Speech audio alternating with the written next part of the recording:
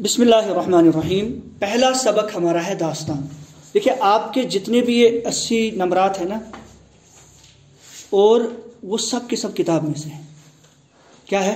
سب کے۔ تو کتاب، جتنا آپ کتاب کو اچھے سے پڑھیں گے اتنے آپ کے نمبرات اچھے سے آئیں گے، ٹھیک ہے نا؟ مطلب کتاب سے ہی ہے، کتاب سے باہر کچھ نہیں ہے، ٹھیک ہے؟ چلے اب دیکھیے، پہلے ہم آج سمجھیں گے داستان۔ پچھلے بار میں نے داستان کے تھوڑا آپ کو دیا تھا اس کا، ٹھیک ہے؟ اب دیکھیں داستان جو ہے، اردو کی نثری اصناف میں داستان کو کافی اہمیت حاصل ہے۔ اردو میں داستانوں کو کیا بہت زیادہ اہمیت دی جاتی ہے، اردو میں خاص کر۔ نثری اصناف، نثر کی جتنی بھی قسمیں ہیں، اصناف نثر کی جتنی بھی قسمیں ہیں، ہمارے ہاں ناولوں سے پہلے داستانوں کا رواج عام تھا۔ ایسا نہیں ہے کہ یہ ناولیں ابھی آئی تو اس سے پہلے کچھ نہیں تھا، نہیں، ناولوں سے پہلے کیا عام تھی؟ داستانی تھی، ٹھیک ہے؟ ناولیں پہلے نہیں لکھی جاتی تھی، بلکہ پہلے کیا تھا؟ داستانی ہی تھی۔ اب یہ داستانی کیا تھی؟ درباروں میں داستان گو ملازم رکھے جاتے تھے، باضابطہ ہائر کیے جاتے تھے۔ داستان گو یہاں پہ کہا گیا، اس کے لیے داستان گو ملازم کہا۔ داستانی وہ گا گا کر پڑھتے تھے، گا گا کر سناتے تھے درباروں میں، ٹھیک ہے؟ اس لیے داستان گو ملازم، وہ داستان گا گا کر پڑھی جاتی تھی درباروں کے اندر، جو باقاعدہ ایک سسٹم کے ساتھ، باقاعدہ کا مطلب ایک سسٹم کے تحت ہوتی تھی، مجلسوں میں داستانیں سنایا کرتے تھے۔ ان داستانوں کا مقصد کیا تھا؟ سامعین کو کچھ دیر کے لیے فرحت و مسرت کا سامان مہیا کرنا تھا۔ ان کا مقصد کیا تھا داستان سنانے کا؟ جو سامعین ہیں، جو سننے والے، سامع کی جمع سامعین، سننے والے جو آڈینس ہے، آڈینس، سامعین آڈینس جو ہے، ان کو کچھ دیر کے لیے انٹرٹین کرنا، فرحت و مسرت، خوش کرنا، ان کو خوشی دینا، ان کو تھوڑا دیر جو ہے انٹرٹین کرنے کے لیے سامان مہیا کرنا، ان کو کچھ دیر کے لیے خوشی دے دینا۔ یہ داستانیں کیا ہوتی تھی؟ قصہ در قصہ ہوا کرتی، ایپیسوڈ وائز، یعنی ایک داستان ختم ہوتی تھی دوسری اس سے نکلتی، یعنی کبھی ختم نہیں ہوتی۔ بالکل آج کل کے ہندوستانی سیریل جو کبھی ختم نہیں ہوتے، سالوں در سال نکلتے رہتے ہو، ایک بار چلتے، کبھی ختم نہیں ہوتے نا، اسی طرح یہ داستانیں بھی ختم نہیں ہوتی تھی۔ ایک قصے میں سے قصہ نکلتا تھا، قصے میں سے قصہ، یہ کبھی ختم ہی نہیں ہوتا تھا۔ اور داستان کو انہیں قسط وار مہینوں سنایا کرتے تھے۔ اور یہ جو داستان گو ہوتے تھے، داستان گو ملازم جو ہوتے تھے، کیونکہ ان کو پیسہ ملتا تھا نا، اس سے ان کو اس کے پیسے ملتے تھے، اسی لیے وہ مہینوں کھینچتے تھے ان کو، کن کو؟ داستانوں کو، بڑا لمبا چوڑا بیان کرتے تھے، اسی لیے وہ مہینوں جو ہے سالوں لگتے تھے ایک داستان کو مکمل ہونے میں۔ ان میں زیادہ تر کیا ہوتا تھا؟ اب ان کا مضمون کیا ہوتا تھا؟ قصے کیسے ہوتے تھے؟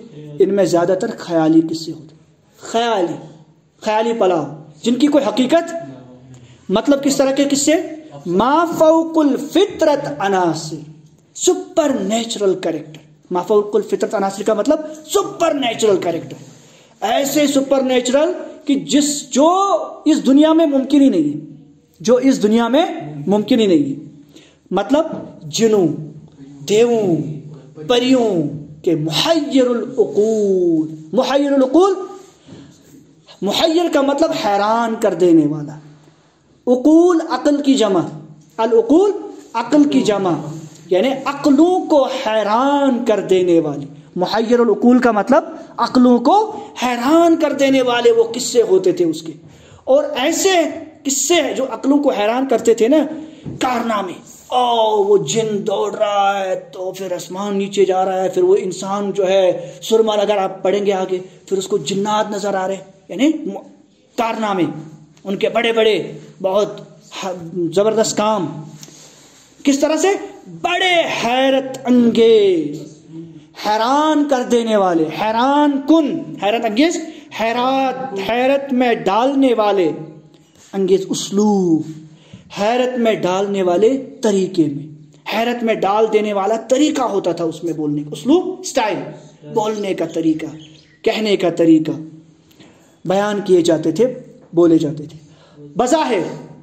بظاہر یعنی لگتا تو ایسا تھا، بظاہر دکھنے میں ایسا لگتا تھا کہ ان قصوں کا حقیقی زندگی سے دور کا واسطہ بھی نہیں ہوتا تھا۔ دکھنے میں تو یہ لگتا تھا، دکھائی تو یہ دیتا تھا کہ ان کا ہماری زندگی، حقیقی زندگی، ریئل زندگی جو ہماری، ریئل لائف جو ہے اس کے ساتھ ان کا کوئی تعلق، کوئی کنیکشن ہی نہیں ہے. تاہم مگر ان میں اپنے زمانے کی معاشرت کی عکاسی بھی ہوتی. لیکن جس زمانے کا یہ قصہ ہوتا تھا یا داستان ہوتی تھی، اس زمانے کی معاشرت رہن سہن زندگی گزارنے کا طور طریقہ، لائف سٹائل کس طرح کا ہے لوگوں کا، لوگ کس طرح سے رہتے ہیں، جیتے ہیں، زندگی کس طرح سے گزارتے ہیں، معاشرت کی عکاسی، اس کی ویژولز، اس کو بیان کیا، اس کی ہو بہو تصویر کشی کی جاتی تھی، معاشرت کی، اس زمانے کی، اس سوسائٹی کی تصویر کشی کی جاتی تھی اس میں. ٹھیک ہے، اب آگے دوسرا اس کا حصہ لکھیے. جہاں تک اس کا یہ دوسرا حصہ ہے، دوسرا پیراگراف ہے،